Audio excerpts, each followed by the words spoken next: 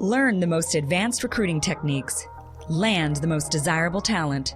Launch your company towards massive success. This is the Higher Power Radio Show with Rick Girard. Artificial intelligence, employment branding, and talent acquisition? Oh my. The usefulness or uselessness of AI employment branding in recruiting. So that's what we're talking about today. Today's quote. This is what Steve Jobs understood. Brands are defined not by the best thing on the product, but by the worst thing. Any idea who said that, Miss MJ? Scoble, I believe. It was Robert Scoble.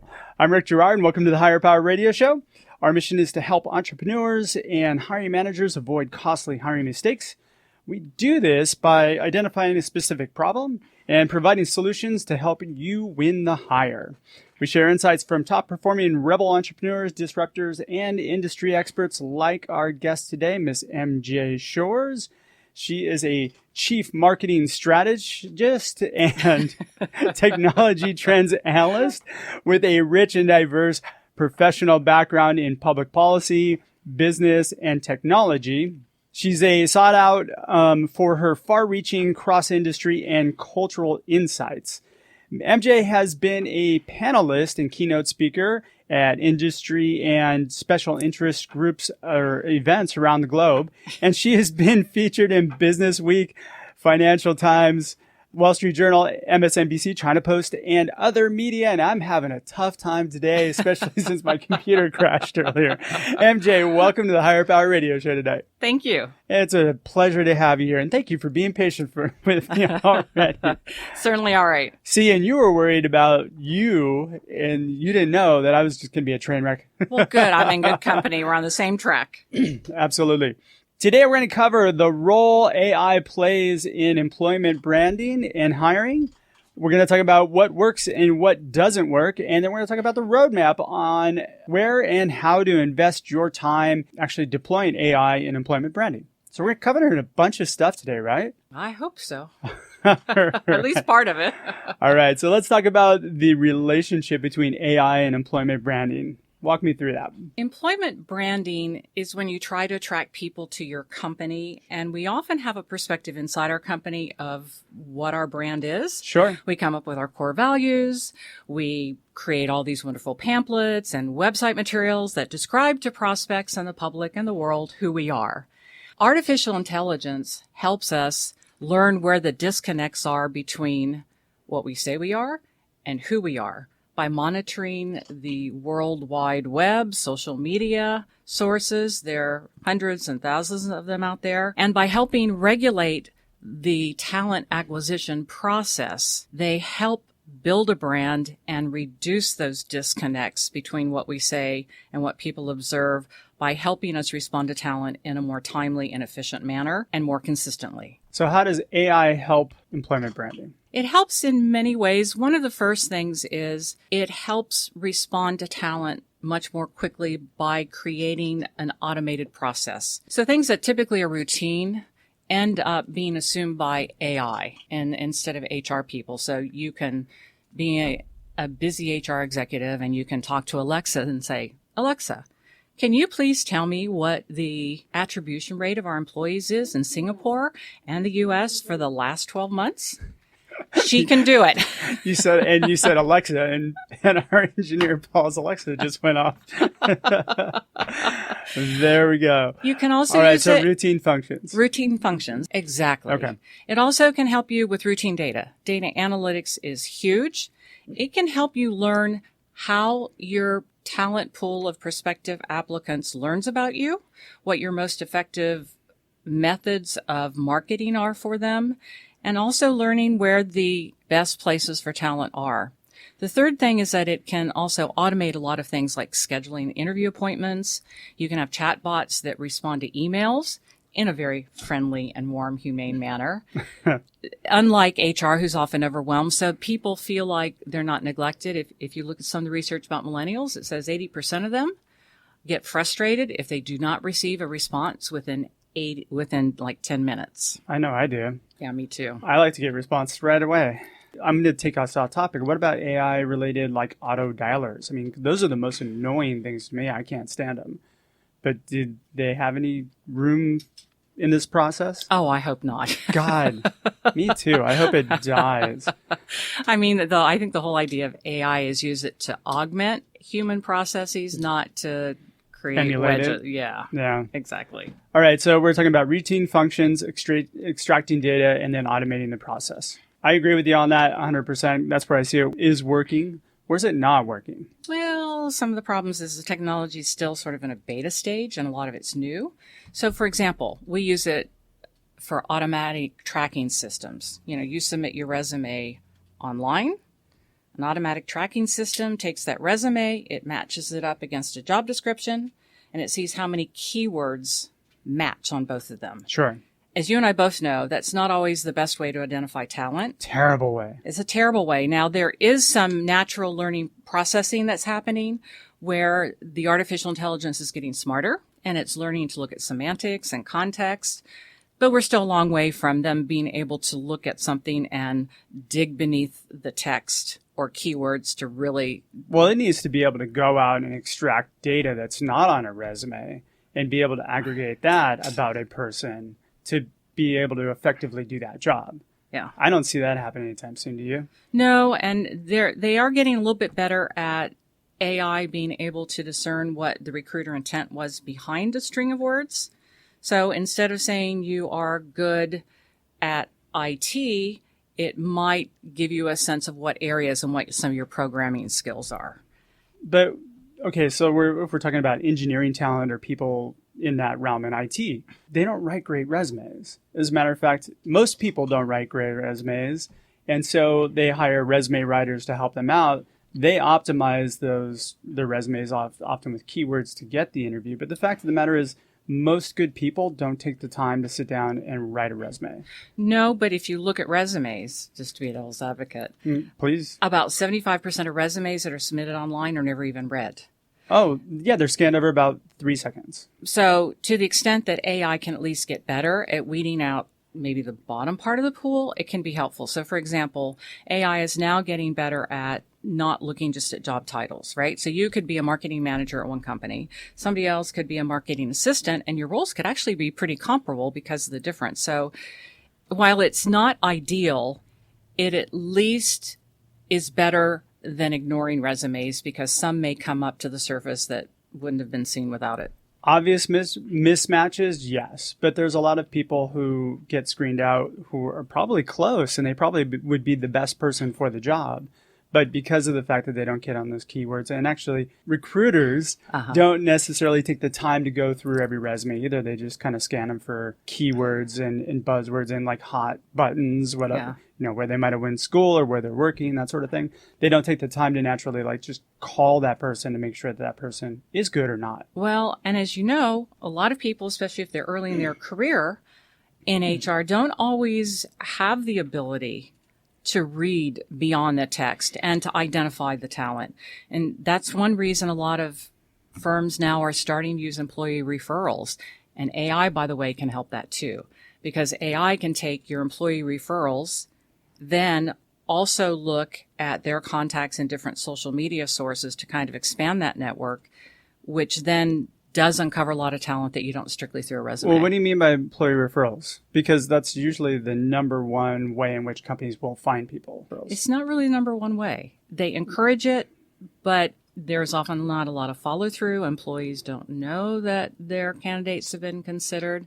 It is the most successful route. In large companies, you're right. Okay. I'm sure that people get startups, they definitely work the employee referral pool. Yeah. I mean, you kind of have to. Yeah. Right.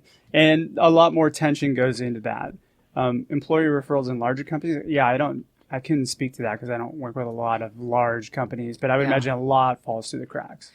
A lot do. And a lot of the data show that it is passive talent, which is something you talk about a lot. So even if it's a referral, it's almost like in marketing, you talk about cold lead. Yeah. Maybe not even a warm lead. Well, it needs to be cultivated. It needs to be like you need to have a conversation. You need to get somebody engaged. Exactly. It's a totally different, it's a nurturing program, right? It is a nurturing program. See, and AI, I was paying attention to my marketing. and AI frees you up to do the nurturing because you're not doing the routine work. good key point on where it's working, which I think we didn't mention, right? Because it does free up a lot of time to work on those things that actually make a difference. Exactly. Ooh, okay. Here's where I feel that AI doesn't work is it doesn't engage people. And I think even employer branding does not engage people. And there's a lot of people out there selling the fact that these two things are like the answer to everybody's prayers, but it's really not. It is not the answer to everybody's prayers, but you'd be surprised. I read something this morning, actually. Okay, this I want to hear. And there was a artificial intelligence presence that became a major influencer for a company and attracted millions and millions of followers that the company believed led to increased sales, and it was not a real human being, and people on the other end didn't even know it. But, okay, so it led it to increased sales, but not recruiting. No, not recruiting. But that also affects the image and the branding of the company, because if it's a key influencer, you associate that personality and the strength of its profile with your brand. Sure. But this isn't something that most companies have the ability to gain. No, most companies are not going to be able to gain millions of users. I mean, I would imagine, was it a very large brand? Yeah, it was fairly large. Yeah. Yeah. So when you got the money behind you to be able to do that, Yeah. and it's probably a small portion of millions for $1 billion company, right? Like, Yeah. I would imagine it wasn't that significant in retrospect. Yeah. But to your point about what's not working, because AI is so new, there are mistakes that are happening. For example, Facebook in 2017 had a couple of chatbots that created their own programming language. Nobody could decipher it.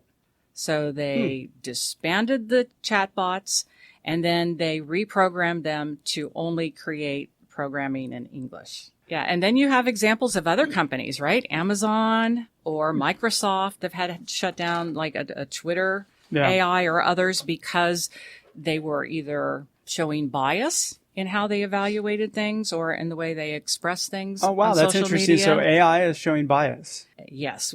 It's not supposed to, but yes. And that's a good way for us to do our quick break. You're listening to the Higher Power Radio Show. I'm Rick Girard. For our podcast listeners, we're going to take a quick educational moment from our sponsors.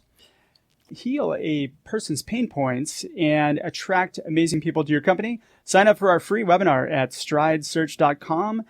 Our guest today is MJ Shore. She is a chief marketing strategist and technology trends analyst. And we're talking about the intersection between AI and employment branding. This has been kind of one-sided on the AI side, right, so far?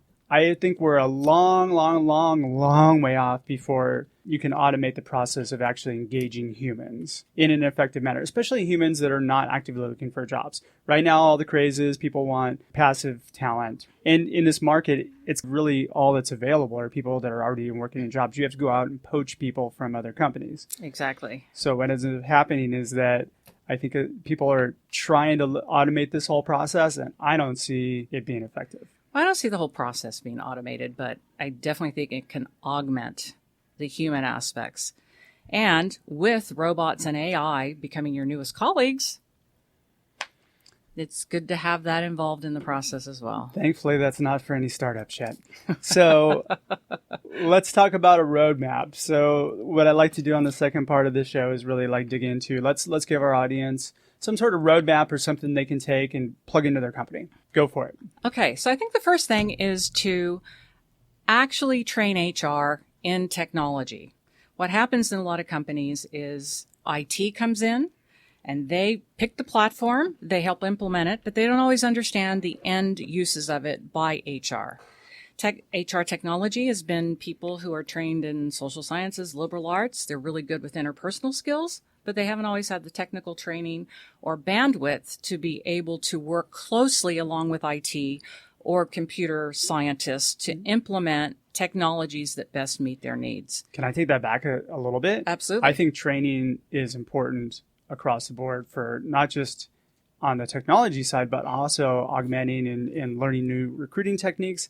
And I find there's a bottleneck a lot of times with hiring managers. They need to be trained too. Yes. This has become a commercial on you need to train your people. Don't rely on HR, train your people. Yeah. So I think the second thing is don't be overwhelmed with AI technology, the new tools. Start out small. There are a lot of tools that are free. The downside is not the same as with Facebook's chatbots. And you could start out with a simple virtual assistant that's at the bottom of your computer screen, your website, and it is solely driven by information that you have in your FAQs. You can use that to answer questions when you are offline. What are FAQs for us that don't know? Frequently asked questions. See, I'm just not that smart. So I think, start small, play with it. Okay. Try some of the things out. There are some things that are very useful.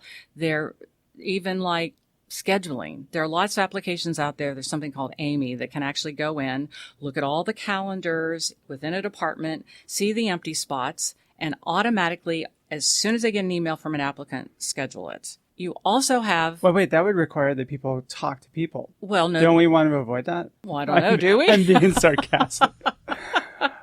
My dig on this is that a lot of recruiters don't like to call people. They want to do it all via email and Okay. kind of old school that way. I think it's really important that you talk to people, Yeah. especially when you're in the people business.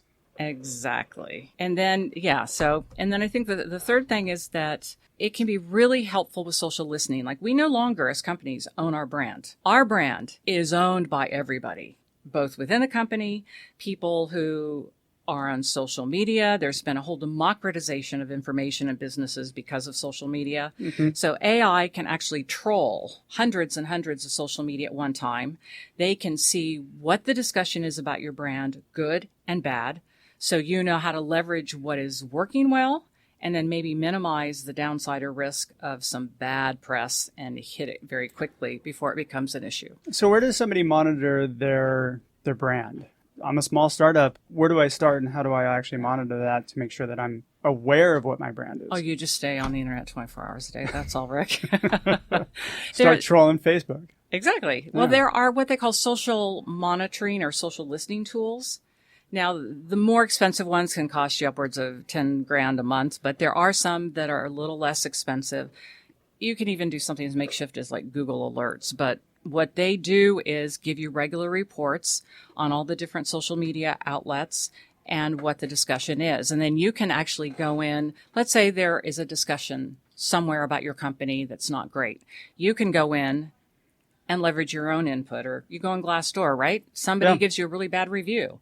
Well, if you know that there's a bad review there, you as the employer can go and say, oh, I'm so sorry, Rick, that you had such a bad experience in your hiring process here. Reach out to me. I'd love to talk with you further about this. That's a really important point. People need to do that. Don't ignore them. Exactly. I see that all the time where you'll see 3 or 4 bad Glassdoor reviews, and then all of a sudden you'll see like 3 or 4 really good Glassdoor reviews, which you can totally tell are fake. Yes. Well, they're supposed to. Let's combat that with, hey, can you go in and write a Glassdoor review for? It's easy to pick that out. Yeah. And then I think the fourth thing that you can use for in terms of your roadmap is AI can help detect red flags, right? So if it's monitoring the social sphere, if it comes up with something bad about an applicant or anyone, it's not that we're looking for things to find reasons not to employ people. A good HR firm or department will be looking for reasons to hire talent, right? Absolutely. But it can also help you see where the red flags, things on the horizon, and help monitor your brand so that while you never have complete control over it, you minimize the downside and damage. Yeah, you should always be working on screening people in rather than out. Yes. And then once you get them in, figure out whether or not they fit your culture. That's right. I learned that from you. Aw, you listen to the show.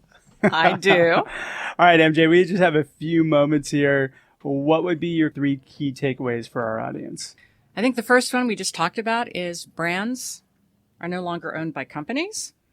The second thing is that AI can and will enhance the candidate experience and talent acquisition if we use it wisely. I see that look on your face.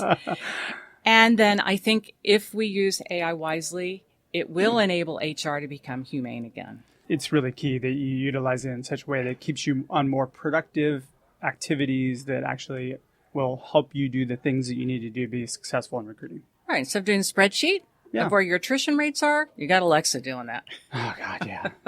Don't say that name again. It'll start going off. Oh, that's right. All right. Well, I'm with you on that one. I will say that I don't ever see AI replacing human interaction. So I really encourage everybody to reach out and touch someone. Like the old AT&T commercial or what have you. MJ, we're just about out of time for today's show. I want to thank you for your time investment today, and thank you for being a guest. Now, what would be the best way for members of our audience to reach you and find out about you and maybe hire you, get your expertise? You got a lot of really good docs. So. Oh, well, thank you. Yeah. Yes. By the way, she's helped me out tremendously, and she's awesome. Just saying. Well, we spoke at a recent event down in San Diego, and I shared the stage with him. He was great. Okay, we just had that moment. All right, how do people reach you? So the best way to reach me would be on LinkedIn, www.linkedin.in/MJ Shores. I know that's surprising. You can reach me on Twitter. You can reach me. Probably those are the best. Is there an email to get somebody? Yeah, my email address. You could use MJSHORES, mjshores100@gmail.com. I do marketing strategy. I do public speaking on technology trends and next business practices. And she's very good, ladies and gentlemen. So I want to thank our listening audience for tuning into this week's episode of Higher Power. Thanks to our team, our engineer, Paul Roberts, our producers, Andrea Ballin, Shanti Ryle, and Ayla Gerard. If you're listening to the podcast, please subscribe, review, and share. We're listening, and we welcome your feedback, even though every once in a while you guys blast me. I don't get sensitive about that. Anyway, you can join the Higher Power community at Higher, that's Hire, Power, Power, radio, radio.com, or you can drop me an email at rick@stride, STRIDE, search, SEARCH.com to find out about our passive talent webinars and workshops. I'd love to have you join me. Tune in next week. Our guest is going to be Martin Harrington. He's a Senior Vice President of Tech Services for TechChorus Consulting, Inc. I'm your host, Rick Gerard, and you have been listening to the Higher Power Radio Show. Aloha. Aloha. Thank you for listening to Higher Power with Rick Gerard on OC Talk Radio.